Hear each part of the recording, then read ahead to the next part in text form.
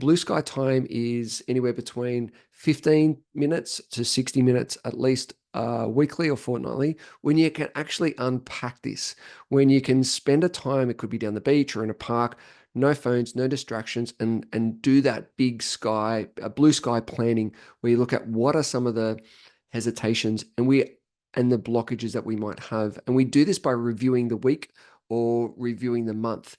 And so what some of the wins that we've had, what some of the challenges that we've had, what are my key lessons that I've learned, both positive and negative, over the week or over the fortnight? And then what do I need to be doing differently?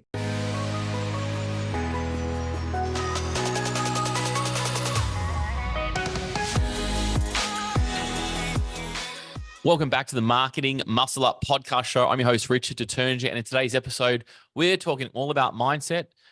We're talking about what it takes to build up an ultra successful business and how to steer away from the thing called ego, the thing that gets to us a lot of the time, and how do we stay out ahead doing that. So today I've got a very special guest called James Short. Actually, funny story, James Short actually got involved in the fitness industry around the same time that I did, 17, 18 years of age, knew exactly what to do and got straight into it.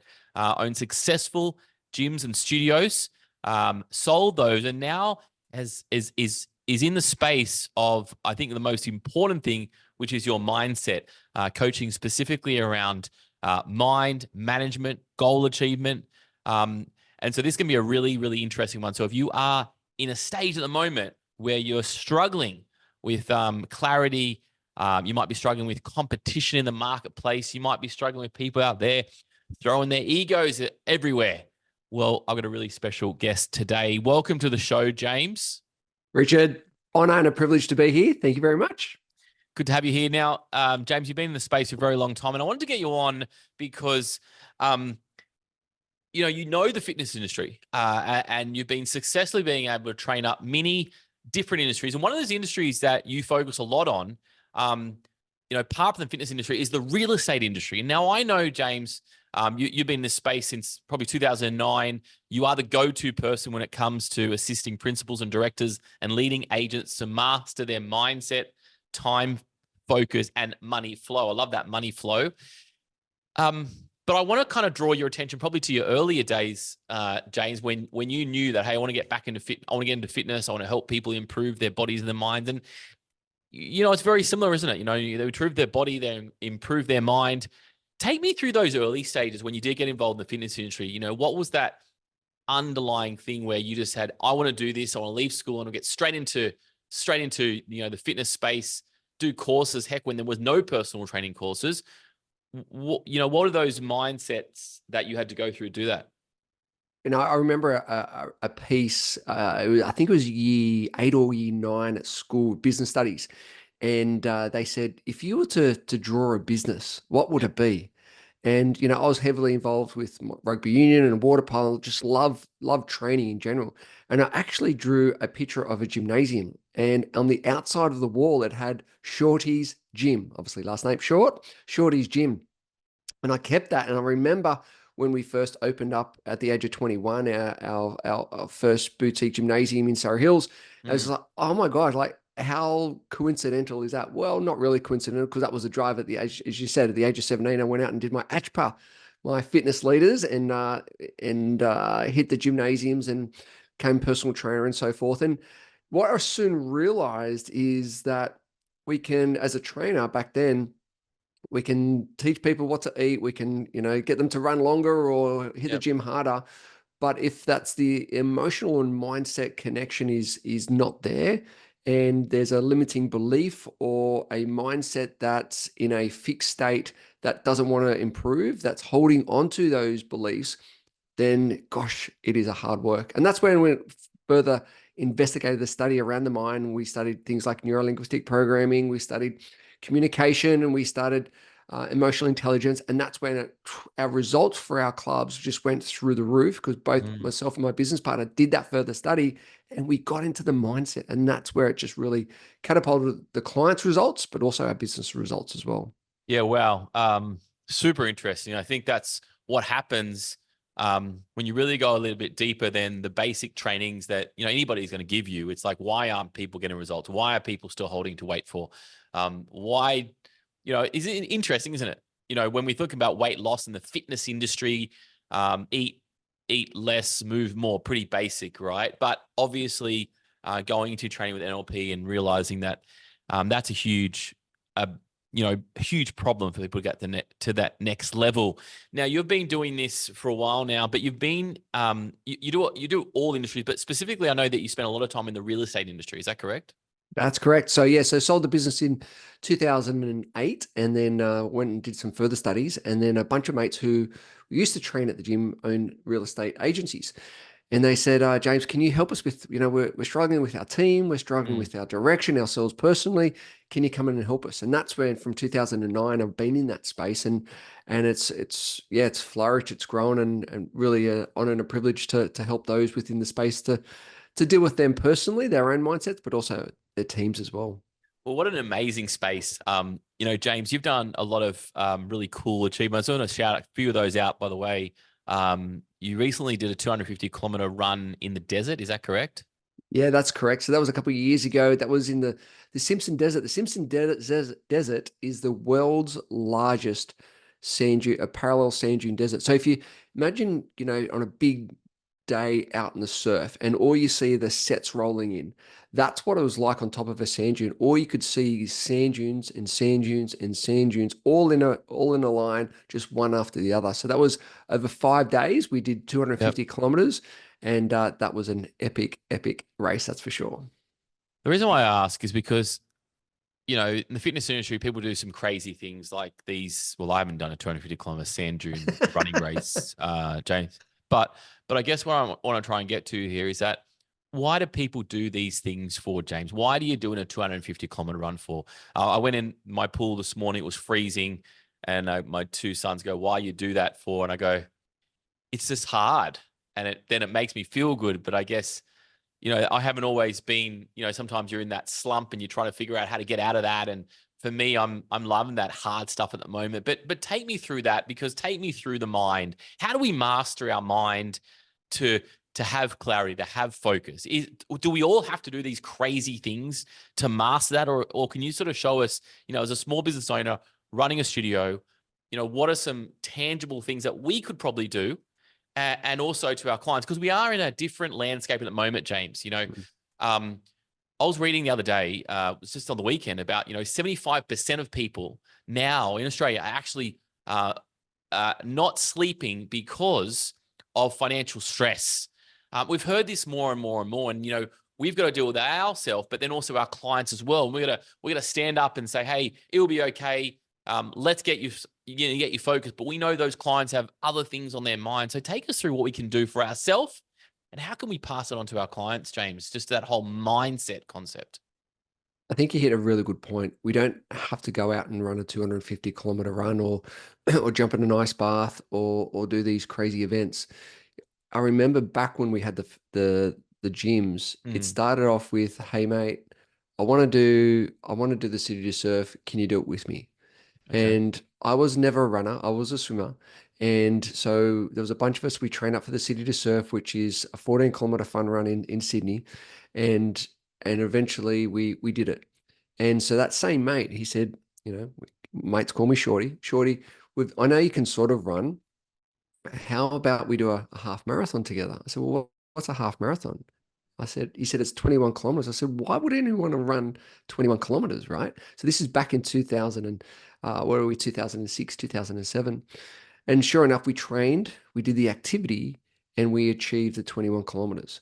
And now, a couple of weeks later, after the 20 or after the half marathon, and goes, hey, guess what? I know you can sort of run. I got flat feet, stocky build, bad knees. He goes, how about we do a marathon? I said, well, what's a marathon? He goes, 42. I said, like, why would anyone want to run 42 kilometers? Sure enough, we did the activity, and we did the 42 kilometers. A couple of months later, he said, Shorty, he goes, I know you can sort of run now. I've got the Shorty shuffle. I know you Mm. can sort of run. I know you can swim because that's your background, but can you ride a bike?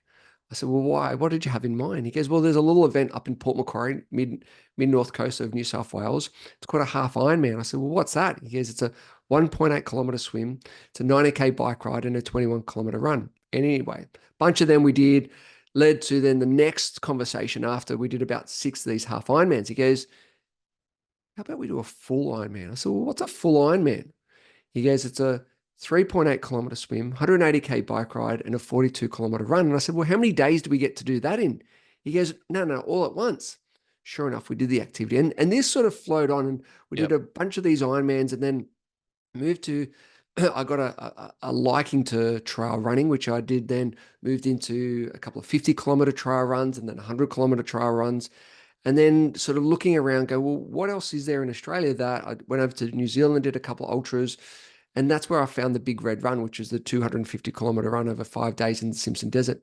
And I share the story with you, the listener, today, because if you think about it, like 250 kilometers out of someone's context, it Mm. just blows someone's mind. And I Yeah. remember very clearly sitting around the campfire most nights talking to these other crazy cats, and they've just ran 1,000 kilometers. They've done a 7 day event. And so once again, your mind gets blown around what is actually possible. And I share the story. It's not about running the 250 kilometers. It's about doing the activity to do Wow. 5 kilometers.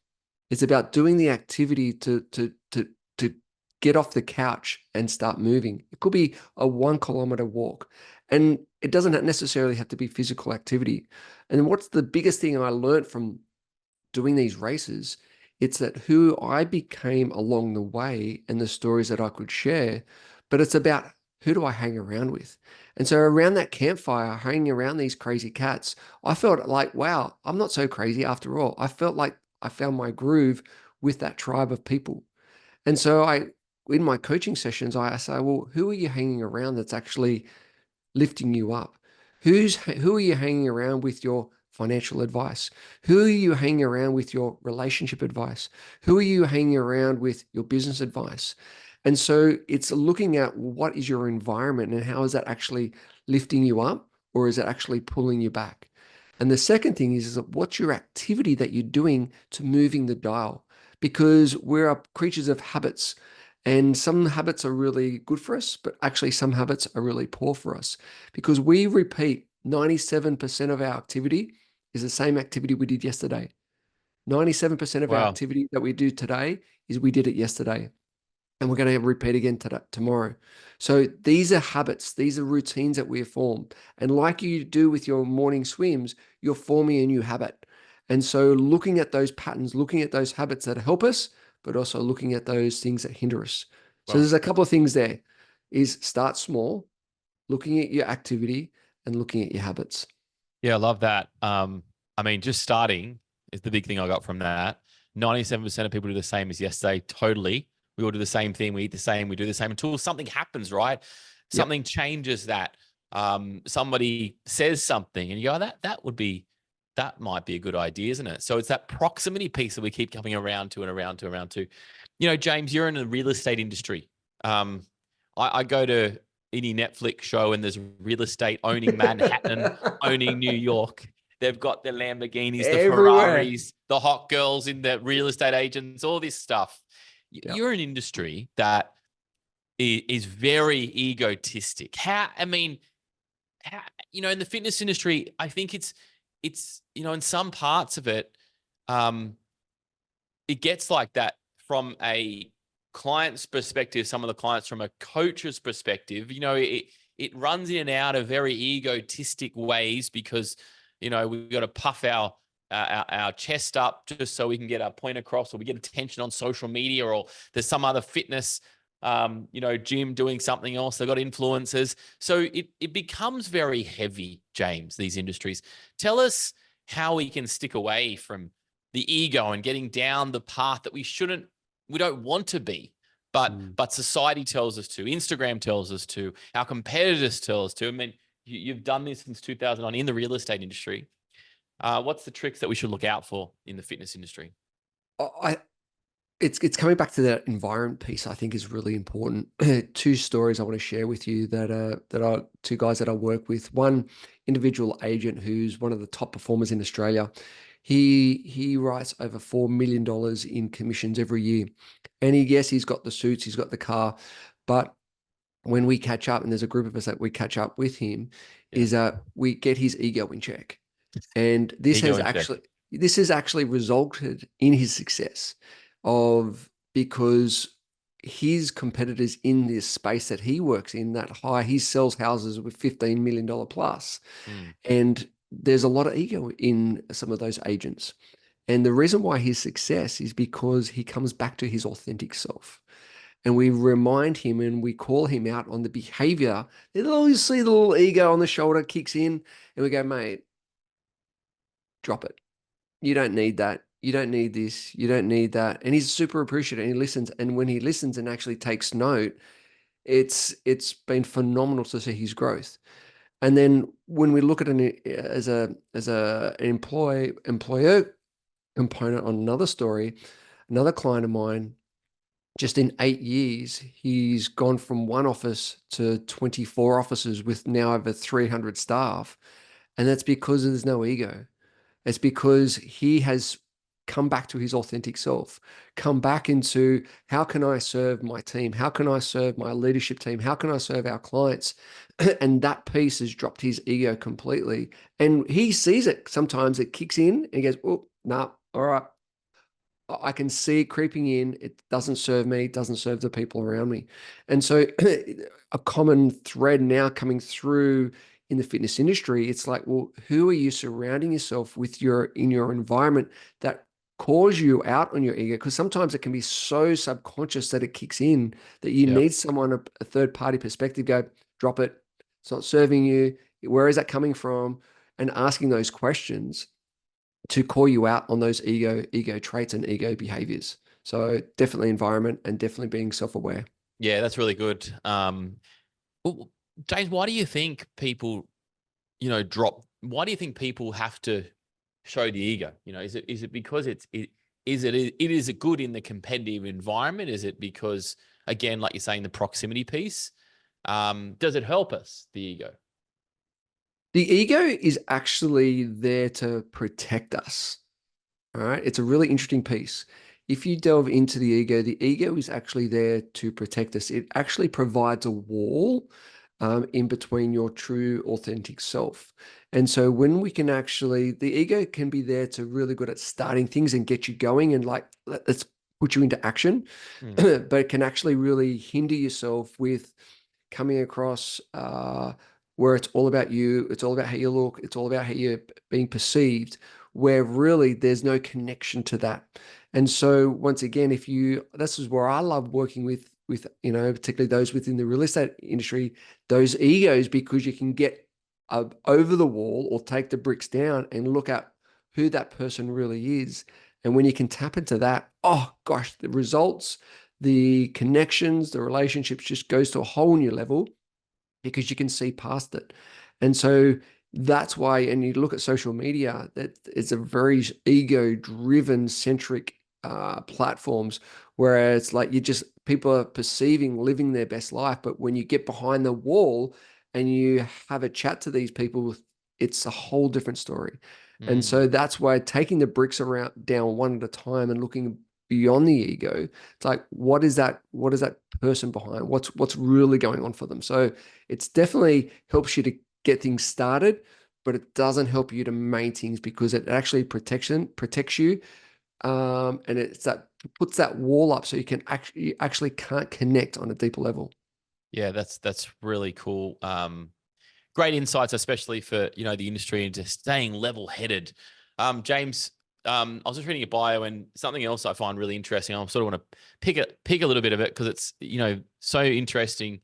Because again, when we do hear somebody from outside the industry, and again, real estate, fitness, it's a entrepreneur business concept, and a lot of the time is we've got to make our own money. We've got to build our own clients. Even if you're a PT, you've got to find those clients in a gym. If a studio owner, you got to manage a business. I'd love to talk about money flow for a second because this is a point, especially in the fitness industry, where we've got two types of people, two types of business owners. We've got investors that are coming in and they're purchasing a gym and they'll probably maybe get a franchise and they're growing and growing and growing, right? And then we've got the other side of people where they're coming in because they love it. Like you, me, and you, James, we came and we loved it. We want to serve and help people. But a lot of the time, we love it so much, we struggle with the financial piece, the flow Mm. piece. But when I hear flow and money, I like, oh, that's so cool.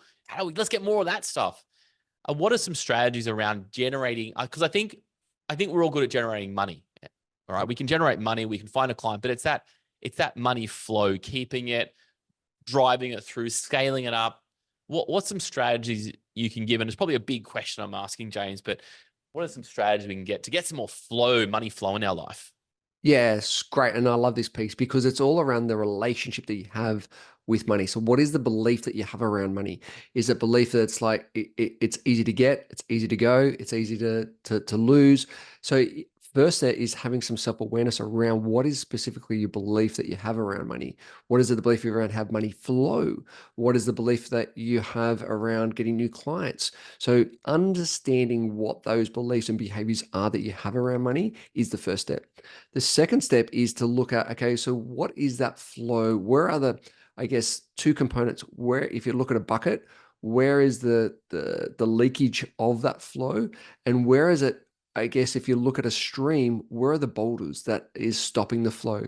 And sometimes those boulders can represent things that you haven't dealt with. It could be bills. It could be there's no proper planning in place. What's the structure that you have with your money flow? Do you set up in different accounts to with different buckets, so to speak, that oversee different expenses? And so I always have a big recommendation around what I call blue sky time. And blue sky time is anywhere between 15 minutes to 60 minutes, at least weekly or fortnightly, when you can actually unpack this, when you can spend a time, it could be down the beach or in a park, no phones, no distractions, and do that big sky, blue sky planning, where you look at what are some of the hesitations and the blockages that we might have. And we do this by reviewing the week or reviewing the month. And so, what some of the wins that we've had, what some of the challenges that we've had, what are my key lessons that I've learned, both positive and negative, over the week or over the fortnight? And then, what do I need to be doing differently? And in this review process, you'll get some massive insights and awareness around yourself personally, around your money and your money flow. And that blue sky timing is so important because it allows you to reflect, reset, and reignite. Yeah, love it. Reflect, reset, reignite, blue sky. I'm writing all these notes down. Um, Review the week, the structure, the bills, the buckets. What do you do with this? And I think, and then James, like, if you, so basically, where would we start? Like, is it again going back to the same concept, like getting better advice?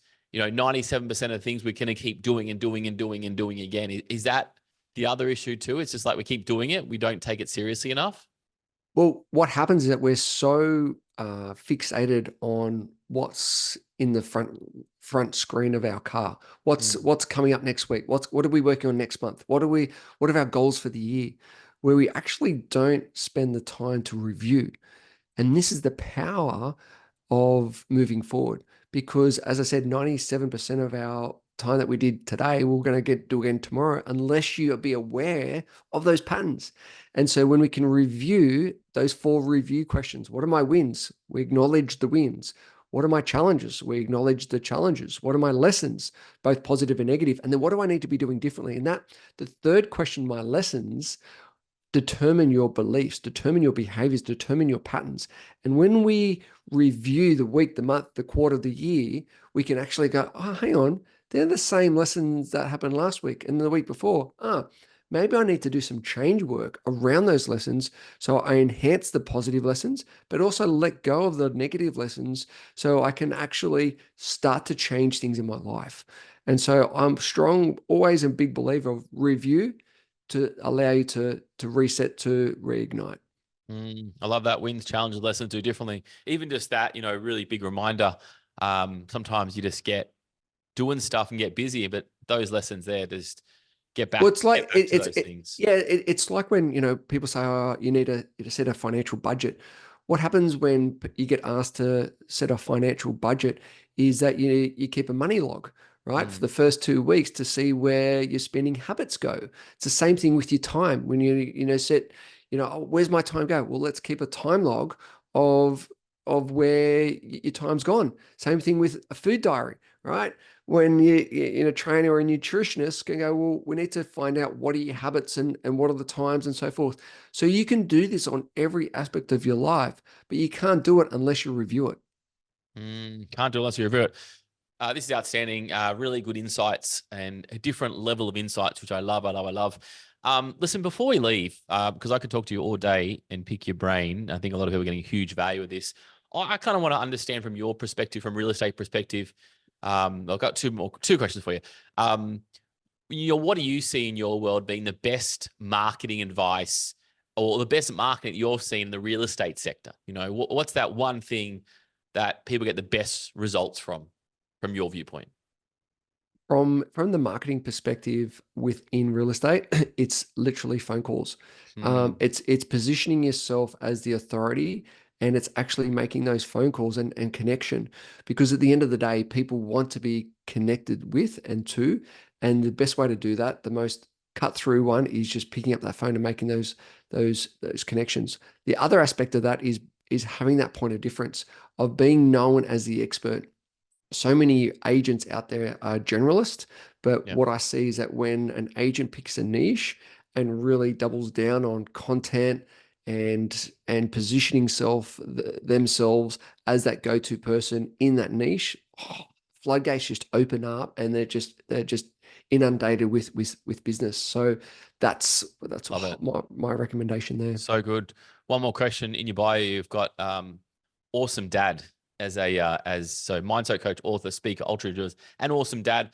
I've got two kids, and I know you've got a daughter who's, you're really supportive of her sport. I think you're a basketball coach as well. James, tell me, for all the parents there running businesses and also being awesome parents, what are your strategies about how to be an awesome dad? So I've got three amazing kids. I've got a stepdaughter who's 31, my daughter who's 16, and a son who's 14. And it's the ability. My best advice is around planning.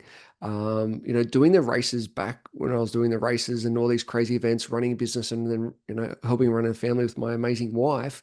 It's so much that we need to fit in. But unless we plan for those events and those activities, it will never happen. So I remember, when I was doing training up for the races, it was like it'd be up at 3 o'clock. It'd be on the road by 3:30, 4 o'clock, and training till 6 or 7, and then doing a full day with seeing clients and kids and so forth. So it's kids won't be kids for that long. I mean, gosh, my stepdaughter, I've been around her since she was 4, and she's grown up, and she's still obviously around, but the younger kids, they grow up so quick Hmm. and you will never get that time back. So it's really, I believe, planning and being there for them is so important. Love it. James, thank you so much for the insights, the mind, having been a great parent, money. I think that, these are the three most important things I reckon, we've covered today. So been a huge, valuable piece, huge, valuable podcast, that I can say. And so thanks for jumping on and making this happen, James. Absolute pleasure, Richard. Thank you for having me on. Now, James, just want to give you a shout out personally. I've seen, your clips, your content come out, but jamesshort.com.au is the best place to go. Is that correct, James? Yeah, definitely head over there. Bunch of resources. Check it out. Also on socials as well. Coach James Short. Yeah, check it out, guys. jamesshort.com.au. And you can sort of see some huge, like, free resources, 9 steps, performance teams, and things like that. So there's heaps of blogs and podcasts there. So check it out. And hit James up if he can definitely help you out. Thanks, guys, for jumping onto this episode of the Marketing Muscle Up podcast show. If you like these episodes and more, simply go to any podcast platform and check it out. Or go to website, commarketing.com.au, and you can select what you want to hear more of. Thanks, team. I'll catch you next time on the Marketing Muscle Up podcast show. Bye for now.